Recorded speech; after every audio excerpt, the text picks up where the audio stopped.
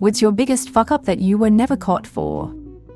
About 2 years ago, on my way home from the shop, someone asked me for directions to a street. I had only lived in the town a few months at that point, and didn't ever go out, so I didn't really know my way around, but was too socially inept to tell them that. I also hadn't really been listening but didn't want to ask them to repeat themselves, so I just pointed in a random direction, then said, "Go that way, take a left at the end of the road." About 30 minutes later they showed up at my door. I saw it was them and assumed they had come to insult me or something for giving them bad directions, but realized this couldn't be true since they didn't know where I live. When my dad answers the door, I go hide in the hallway listening to their conversation. The first thing he says is, "Sorry, we're so late. Some wonka gave us shit directions." I just hide in my room for the following 4 hours hoping they didn't come in. Was a key holder for a Christmas peak retail job, and I somehow left the place unlocked at the end of the night. I was first to arrive in the morning, tried the door, and it just opened. In fact, I was working for 10 minutes before I registered what had happened and that I hadn't needed to unlock the door. Nothing was missing that we ever noticed, but I was severely shaken. Ended up volunteering for terrible shifts which the owner thought was due to get up and go attitude, but it was mostly because I felt like shit for very nearly ruining a little family store's business.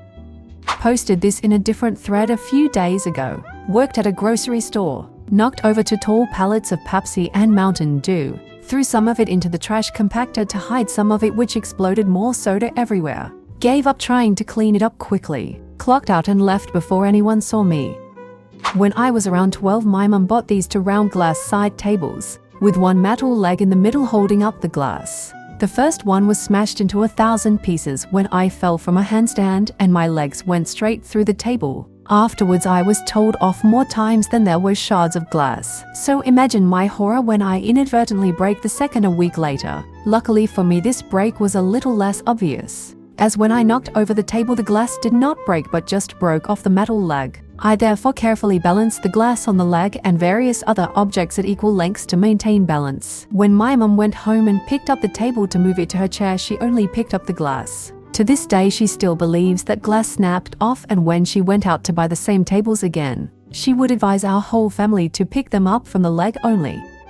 This happened when I was 14, and I still can't believe I got away with it. I was on the school coach on the way to school when it started snowing. The roads became clogged with traffic and slowed to a crawl. Almost immediately, I noticed a cramping pain in my stomach. I tried to ignore it. The pain built to a crescendo, to the point where I couldn't even enjoy the Simpsons episode I had downloaded on my first-gen iPod Touch. Eventually, we neared the school, and I thought I was going to make it. However, the coach missed the usual turn, adding an extra, incalculably painful 5 minutes to the journey. It was at this point I made my fatal error and decided to release a little fart to try to relieve the pressure. Horrible, molten poo shot from my anus and bubbled its way along my thighs and down my trousers. More and more gushed out, like a tidal wave of rancidity. The smell was horrendous. It burnt the nostrils. Someone laughed.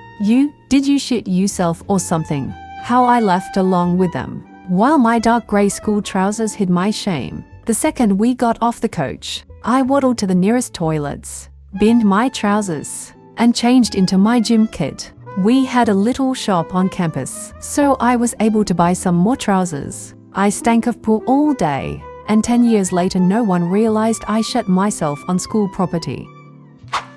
Not sure about biggest, but a few days ago, while pulling on an extension cord under the couch trying to reach the phone charger that was plugged into the end of it, I accidentally pulled the Christmas tree over onto my grandmother and uncle. One of the legs that holds the tree up broke and everyone just assumed the tree was too heavy on that side. Haha, whoops.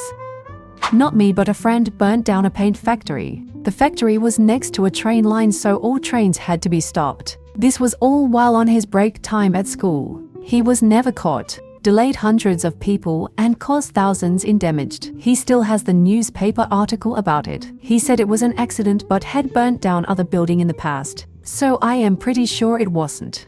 Wanna more? Subscribe blah blah hero.